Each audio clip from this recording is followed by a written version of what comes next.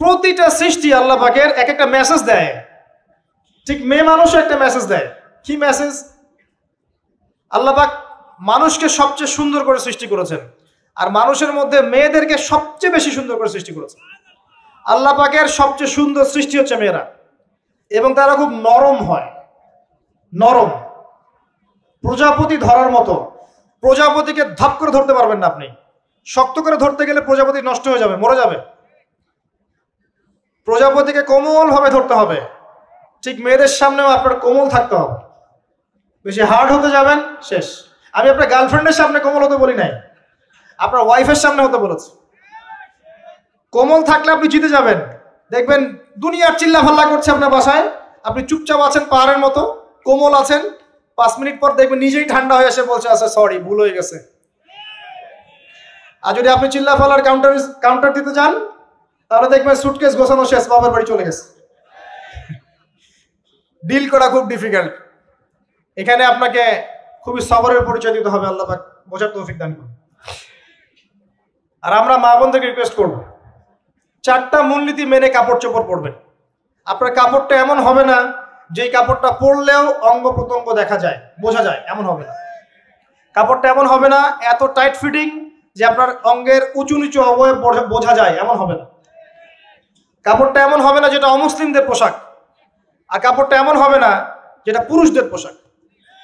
এই মূলনীতিগুলো মেনটেন করে কাপড় পরবেন ইনশাআল্লাহ। এছাড়াও মেয়েদের কথায় পর্দা আছে, চলনে পর্দা আছে, ওঠা বসায় পর্দা আছে। নামাজ পড়ার সময় তাদেরকে কিছুটা শালীনভাবে নামাজ পড়তে হয়। তাদের চোখের দৃষ্টির মধ্যে পর্দা আছে। এগুলো কে শিখাবে এখনকার মেয়েদেরকে? সবসময় বিজি দেখবেন নতুন কোন সিরিয়াল আসছে, নতুন কোন ফ্যাশন আসছে, নতুন কোন পার্লারে কি আসছে, কোন কাটিং আসছে, কোন নায়িকা আসলো। ওই যে বাংলাদেশে কোন এক নায়িকা আসছে, তাই নিয়ে মিডিয়াতে এমন তোলপাড়, মনে কি নাকি একটা অবস্থা। আল্লাহর কাছে তোমার কি মূল্য আছে হে? আল্লাহর কাছে তোমাদের কি মূল্য আছে?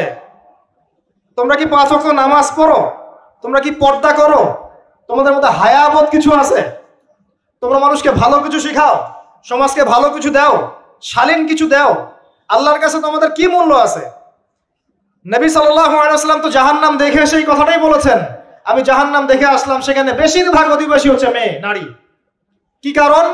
তারা এমন কাপড় চোপড় পরে বাইরে ঘুরতো যেই কাপড় পরেও তারা নগ্ন থাকতো। আমি কি ব্যাখ্যা করতে হবে? আপনি দেখতে পারেন না? এবং তারা স্বামীর সাথে কুফরি করত। সারা জীবন স্বামী যদি তাদের ভরণ পোষণ দেয়, ভালোবাসে, মহব্বত করে, তাদের জন্য জীবনটা ক্ষয় করে ফেলে, এক পর্যায়ে গিয়ে বলবে সারাটা জীবন তোমার কাছে কিছুই পাইলাম না।